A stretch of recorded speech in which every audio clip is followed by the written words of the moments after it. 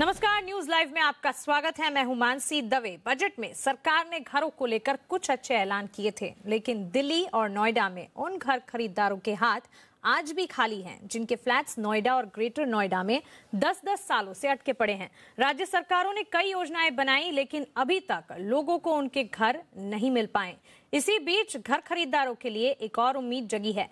जी business को खबर मिली है कि सरकार दिल्ली नोएडा के अटके प्रोजेक्ट्स को लेकर काफी गंभीर है। इस बाबत शहरी विकास मंत्रालय और एनबीसीसी के साथ एक बैठक भी हुई है और इस बैठक में इन प्रोजेक्ट्स को पूरा करने के लिए एक नया फंड बनाने पर सहमति मिली है।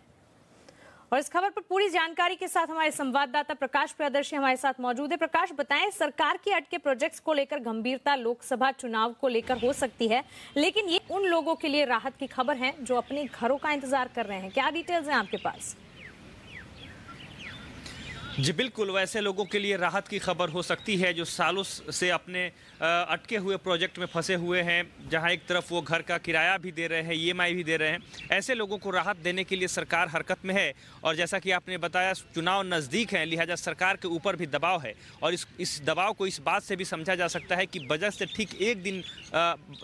ठीक एक दिन बाद, मतलब अगले ही दिन, मतलब शनिवार को, पिछले हफ्ते शनिवार को एक बैठक हुई और उस बैठक में वित्त मंत्रालय के अधिकारी, शहरी विकास मंत्रालय के अधिकारी और साथ ही साथ एनबीसीसी के सीएमडी भी इस बैठक में शामिल हुए और इस बात की योजना पर चर्चा हुई कि आखिर जो दिल्ली एनसीआर में फ्लैट्स अटके हुए हैं उनको कितने कम समय में पूरा किया जा सकता है, उन फ्लैट्स को पूरा करने में कितने पैसे की ज़रूरत होगी और अगर काम शुरू किया जाए तो कितने कम समय में काम शुरू किया जा सकता है। इस बात के पर चर्चा हुई। सोर्स हमें ये भी बता रहे हैं कि एनबीसीसी को इस बात का निर्देश दिया गया है कि वो इन प्रोजेक्ट्स की लिस्ट तैयार करे और ये आकलन करे कि आखिर इन प्रोजेक्ट्स को अगर पूरा करना है तो इसमें कितने पैसे की ज़रूरत पड़ सकती है। सोर्स ये भी बता रहे हैं कि बैंकों के साथ भी चर्चा हुई है पहले ही वित्त मंत्रालय की, और बैंकों से ये कहा गया है कि ये जो फंड है उसको क्रिएट करने में मदद करे। इसके अलावा नेशनल हाउसिंग बैंक से भी चर्चा चल रही है। आखिर इस फंड का साइज़ क्या होगा, ये अभी फैसला इस पर नहीं हो पाया है और ये एनबीसीसी की रिपोर्ट के बाद ही इस फंड के साइज़ पर फैसला होगा।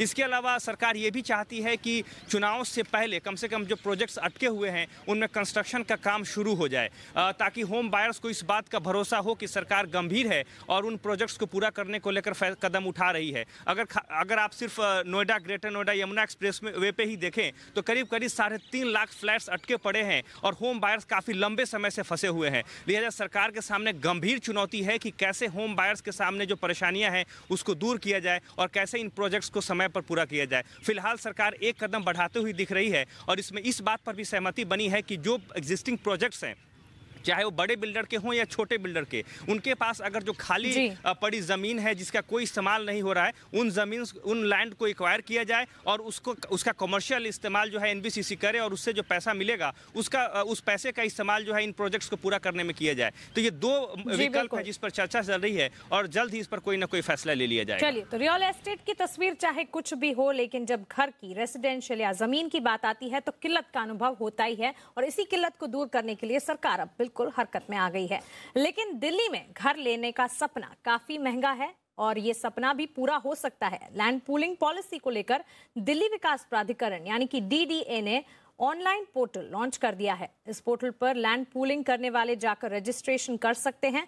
पोर्टल पर ज्यादा से ज्यादा लोग रजिस्टर करें, इसलिए ये 6 महीने तक खुला रहेगा। रजिस्ट्रेशन करने के बाद डीडीए एक ई रसीद भी जारी करेगा। डीडीए का लक्ष्य है कि लैंड पूलिंग के जरिए 17 लाख फ्लैट्स बनाए जाएं, जिसमें 75 लाख लोग रह सकेंगे। और इसी खबर पर ज्यादा जानकारी ले लेते हैं प्रकाश से। प्रकाश, ये लैंड पूलिंग कैसे काम करेगा और इससे क्या सस्ते घरों का रास्ता खुल पाएगा?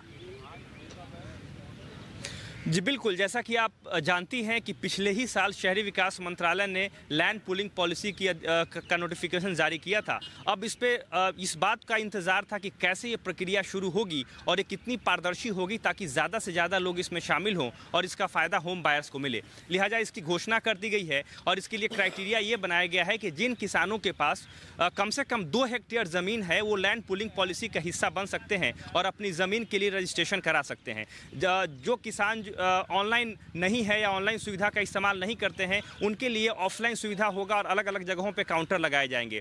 आउटर दिल्ली के करीब 5 जोन हैं और करीब 52 ऐसे गांव हैं जिन गांव जो लैंड पूलिंग पॉलिसी के तहत आ सकते हैं और इन इलाकों में घर बनाए जाएंगे।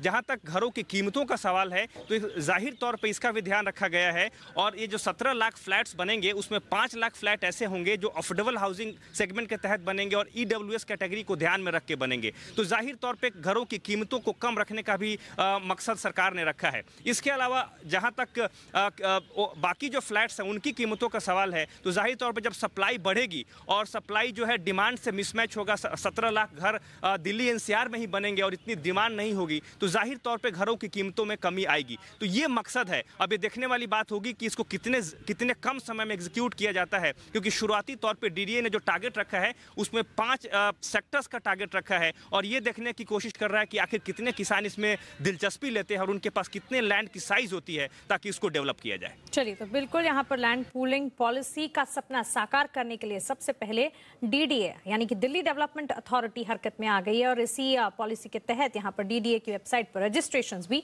शुरू हो चुके हैं।